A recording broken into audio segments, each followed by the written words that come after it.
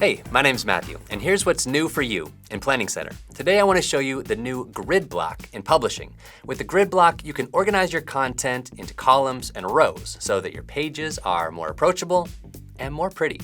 Let me show you how it works. All right, so here we are in publishing on a blank custom page.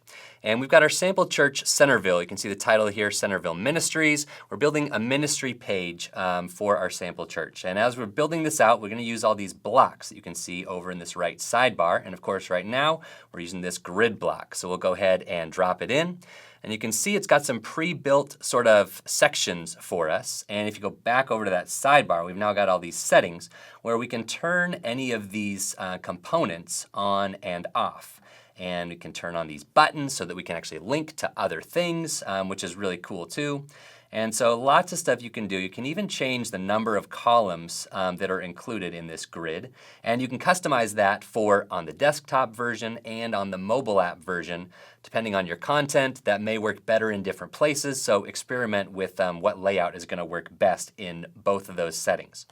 Now let's go over to this content tab and let's start adding some content in here. So we've got some images that we've made already for some of our key ministries in our church. So we want to go ahead and show these off.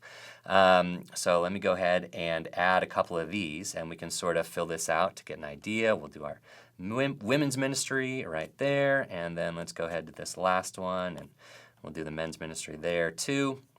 So we've got our images. One cool thing that you can do, if I go back to the settings here, this is checked to automatically resize the images to 16:9, which you can see it's doing. I can go ahead and uncheck that, and that'll just give me the images in their original size right there.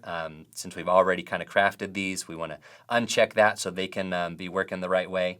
But then what I'll do is I'll go ahead and just turn off these other text fields, and I can enter some text on this link. We say learn more, so they can click on that link and go over and check out our actual pages for all of these ministries. If I want to add any more items, I just go right here and add those and can keep going down the page. But we don't need these extra two right now, so simple enough to just go right over here and just hit delete and delete. So we've got our row that's all set. Let's go ahead and take a look and let's go save and publish so we can see what this looks like out in the wild over in Church Center. So I'm gonna swipe over to our Church Center site for this Centerville Church. Go to this More menu and we've got it right here, link for Centerville Ministries. And here is the page that we were just working on. We can see all of those images that we added, all the links that are gonna be there for people to click on, all set up in this nice layout, just the way that we built it over in publishing. And again, this is gonna show up also in the Church Center mobile app, and just experiment with how this looks and what's gonna be the right thing for your content. That's the cool thing about this grid block is all the different options that it gives you for how to lay these things out. And that's what's new for you in Planning Center. To see what you can do across all the products in the Planning Center universe, go to planningcenter.com.